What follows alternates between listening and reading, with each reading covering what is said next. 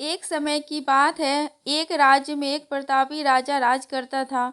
एक दिन उसके दरबार में एक विदेशी आगंतुक आया और उसने राजा को एक सुंदर पत्थर उपहार स्वरूप प्रदान किया।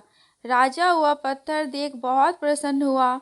उसने उस पत्थर से भगवान विष्णु की प्रतिमा का निर्माण कर उसे राज्य के मंदिर में स्थापित करने का निर्णय लिया और प्रतिमा निर्माण का कार्य राज्य के महामंत्री को सौंप दिया। महामंत्री गांव के सर्वश्रेष्ठ मूर्तिकार के पास गया और उसे वह पत्थर देते हुए बोला, महाराज, मंदिर में भगवान विष्णु की प्रतिमा स्थापित करना चाहते हैं। 7 दिवस के भीतर इस पत्थर से भगवान विष्णु की प्रतिमा तैयार कर राजमहल पहुंचा देना। इसके लिए तुम्हें 50 स्वर्ण मुद्राएं दी जाएंगी। 50 स्वर्ण मुद्राओं की बात सुनकर मूर्तिकार खुश हो गया और महामंत्री के जाने के उपरांत प्रतिमा का निर्माण कार्य प्रारंभ करने के उद्देश्य से अपने औजार निकाल लिए। अपने औजारों में से उसने एक हथौड़ा लिया और पत्थर तोड़ने के लिए उस पर हथौड़े से वार करने लगा, किंतु पत्थर जस का तस रहा। मूर्तिकार ने हथौड़े के कई वार पत्थर पे किए, किंतु पत्थर नहीं टूटा।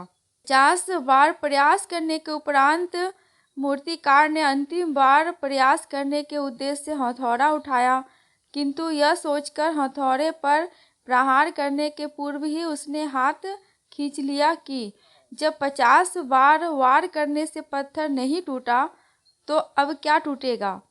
वह पत्थर लेकर वापस महामंत्री के पास गया और उसे यह कह वापस कर आया कि इस पत्थर को तोड़ना नामुमकिन है, इसलिए इससे भगवान विष्णु की प्रतिमा नहीं बन सकती। महामंत्री को राजा का आदेश हर स्थिति में पूर्ण करना था, इसलिए उसने भगवान विष्णु की प्रतिमा निर्मित करने का कार्य गांव के एक साधारण से मूर्तिकार को सौंप दिया। पत्थर लेकर मूर्तिकार ने महामंत्री के सामने ही उस पर हथौड़े से प्रहार किया और वह पत्थर एक बार में ही टूट गया। पत्थर टूटने के बाद मूर्तिकार प्रतिमा बनाने में जुट गया।